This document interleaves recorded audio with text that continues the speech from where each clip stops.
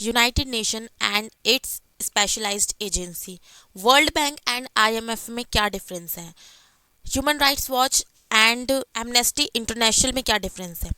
इस वीडियो में समझेंगे हम इन डिफरेंसेस के बारे में। अगर आपने इंटरनेशनल ऑर्गेनाइजेशन का part first and part second नहीं देखा है, आपको ऊपर आई बटन या नीचे डिस्क्रिप्शन बॉक्स में उसका लिंक मिल जाएगा। मेक श्योर आप उसको जाकर फर्स्ट चेकआउट कर लो ताकि आपकी एक अंडरस्टैंडिंग हो जाए इस चैप्टर को लेकर। I heartly welcome you all in my YouTube channel the wings of brain and this is पूजा।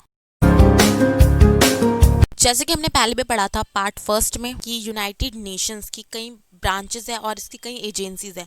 अगर हम यूनाइटेड नेशंस की कुछ ब्रांचेस की बात करते हैं जो कि इसके अंडर रहकर काम करती हैं, उसमें World Health Organization, United Nation Development Programme, United Nations High Commission for Refugees and United Nation Children Fund and UNESCO जैसी कई ऑर्गेनाइजेशंस और ब्रांचेस आ जाती हैं। बट जब हम बात करते हैं इसकी स्पेशलाइज्ड एजेंसी के बारे में, जो कि हम इसमें देखेंगे कि वर्ल्ड बैंक है, आईएमएफ है, आईएईए है और वर्ल्ड ट्रेड ऑर्गेनाइजेशन है।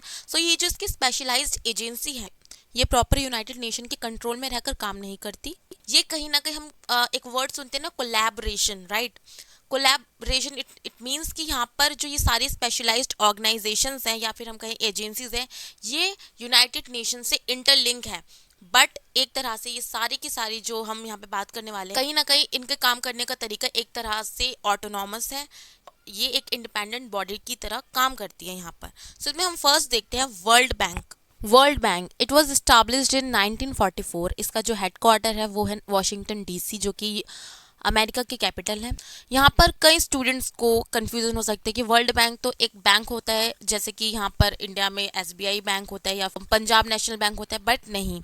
वर्ल्ड बैंक एक ग्रुप है 5 इंस्टीट्यूशंस का, जैसे कि हो गई IBRD, IDA, IFC, मीगा, ICSID। ये सारी इंस्टीट्यूशंस है और इन सबको मिला के एक ग्रुप बनाया जाता है जिसको कहते हैं वर्ल्ड बैंक।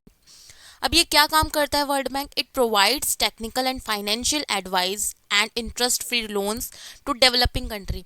जो भी डेवलपिंग कंट्रीज है, अगर मान लीजिए वहाँ पर कोई क्राइसिस आ जाता है या फिर उस देश में कोई डिजास्टर आ जाता है और उनको जो है यहाँ पर पैसों की ज़रूरत पड़ती है, तो वो वर्ल्ड बैंक से जाकर यहाँ पर पैसे ले सकती है। क्योंकि यहाँ पर जो वर्ल्ड बैंक है, यहाँ पे एक तरह से इंटरेस्ट फ्री लोन दे सकता है डेवलपिंग कंट्रीज़ को। साथ ही साथ ये जो डेवलप्ड कंट्रीज़ है उनको भी लोन देता है। It works for human development, agriculture, rural development, environment protection and governance. यहाँ पर हमने समझ लिया है कि वर्ल्ड बैंक जो है देशों को लोन देता है और इसका एक मोटो है कि ये इस दुनिया में जितनी भी कंट्रीज है उन सबको फ्री करना पॉवर्टी से। अगर हम इसमें आईएमएफ का रोल देखते हैं, यहाँ पर पढ़ने पे ऐसे ही लग सकता है कि दोनों एक जैसी ऑर्गेनाइजेशंस तो हैं, बट नहीं। The international monetary fund it was established in 1945। आप इसका लोगो भी जैसे कि देख सकते हो। इसका हेडक्वार्टर है वॉशिंगटन डीसी में। It has 184 member countries. It overseas balance and payment issues globally. अब ये लाइन समझना थोड़ा सा ज़रूरी है क्योंकि यही लाइन है जो हमें क्लियर करेगा difference IMF and world bank के बीच में। क्या होता है, जितने भी कंट्रीज होती है वर्ल्ड में, अगर मान लो कि कोई देश है, फॉर एग्जांपल अगर हम देखते हैं कि ब्रिटेन ने अगर जापान से कोई ट्रेड किया और अब उसके पास पैसे नहीं है जापान को देने के लिए, तो अब वो पैसे कैसे चुकाएगा? अब यहाँ पर वो जाएगा आईएमएफ के पास। आईएमएफ उसको जो है मॉनेटरी हेल्प देगा, उसको टेक्निकल एडवाइस देगा कि वो किस तरह से अपना जो पेमेंट है वो कर सकता है। इसी के साथ अगर हम देखें यहाँ पर आईएमएफ का यही काम होता है कि जो भी देश किसी देश से अगर ट्रेड कर रहा है और उसके पास अगर पैसों की कमी हो जाती है, उनके जो पेमेंट है और उसके पेमेंट का बैलेंस बनाना, और अगर वो देश हेल्प मांगता है तो उसकी हेल्प करना। Let's have an another example.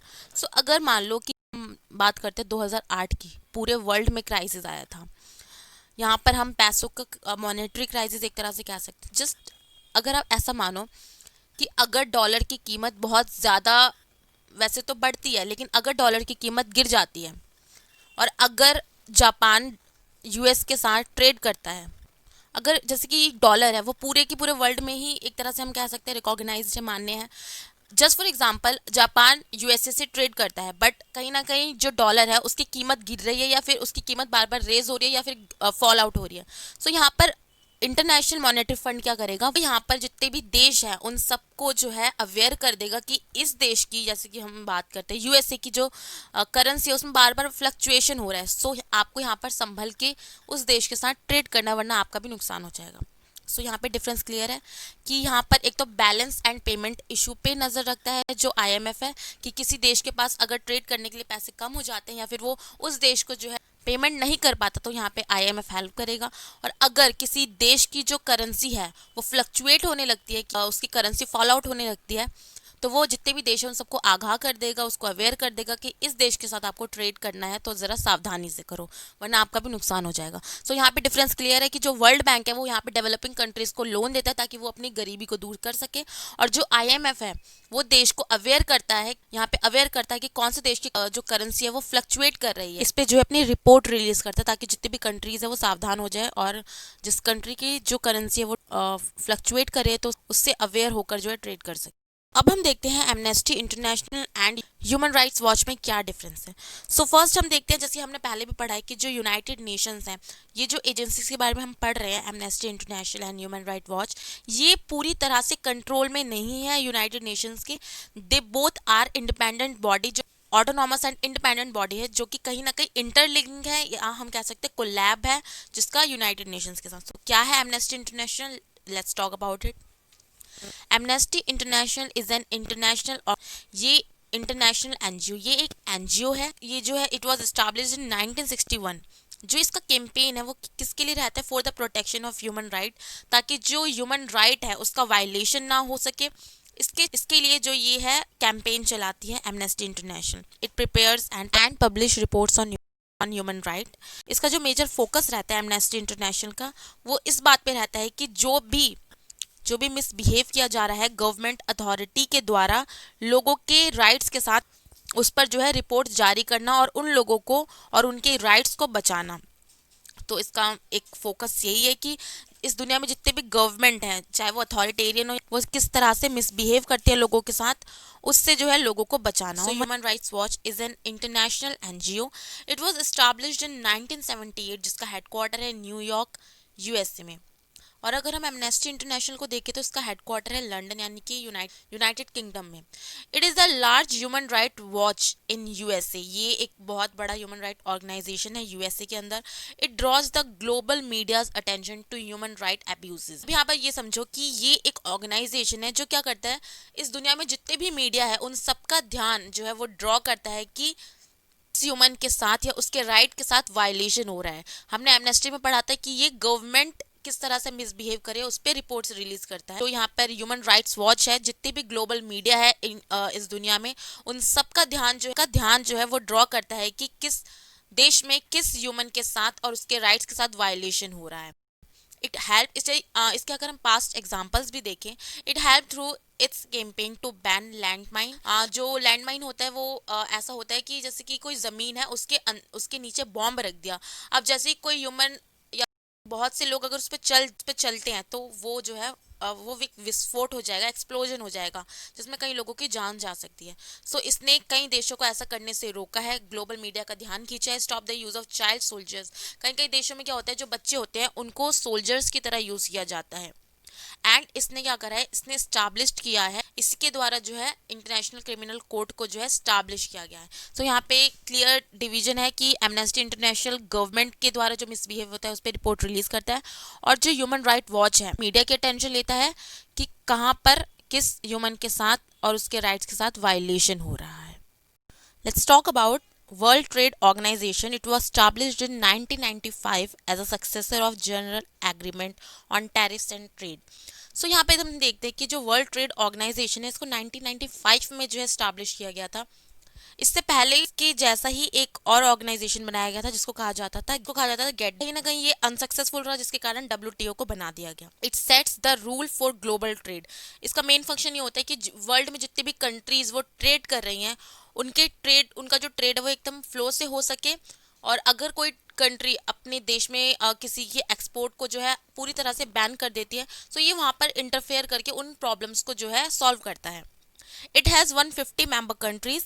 Major economies such as US, European Union, Japan has manage WTO to frame trade according to their own interest. But हमें बात करते हैं जो कि बहुत ज़्यादा डेवलप्ड कंट्रीज है, वो क्या करती हैं, WTO को कंट्रोल करती हैं और इस तरह से उनको उसको मैनेज करते हैं कि वो इस तरह के रूल बनाए कि वो ये डेवलप्ड कंट्रीज है अपना फायदा देख सके, और जो डेवलपिंग कंट्रीज है वहां पर अपना एक्सपोर्ट जो है वो एक हाई लेवल पर कर सके। डेवलपिंग कंट्रीज यहाँ पर अक्सर कंप्लेन करती हैं कि WTO की फंक्शनिंग में नॉन ट्रांसपेरेंसी है, जिसको भी ये जो डेवलप्ड कंट्रीज है ये इसको भी सप्रेस्ड कर देती है। अब हम बात करते हैं IAEA जो कि है the international atomic energy agency. It was established इन 1957, जो कि प्रमोट करती है peaceful use of nuclear energy.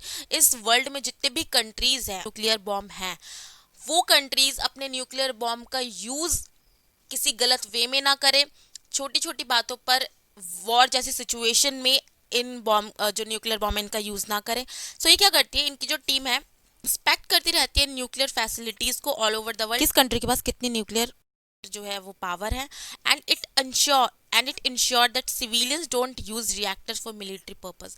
किसी देश में क्या होता है, जो भी डिक्टेटरशिप वाले देश होते हैं वहाँ पर क्या होता है, जो गवर्नमेंट है अपने फायदे के लिए लोगों को भी वॉर में उतार देती है और उनको भी जो है न्यूक्लियर बॉम्ब का यूज करना सिखा देती है। सो ये इंश्योर करता है कि किसी भी देश में सिविलियंस को जो है ये न्यूक्लियर बॉम्ब का यूज ना सिखाया जाए। सो ये हो जाता है कि WTO जो है वर्ल्ड के लिए रूल बनाती है ट्रेड के लिए। IAEA है इंटरनेशनल एटॉमिक एनर्जी एजेंसी, ये इंश्योर करती है कि किसी के देश के पास ज्यादा न्यूक्लियर बॉम्ब ना हो और वहाँ पे सिविलियंस को जो है ऐसी ट्रेनिंग ना दी जाए।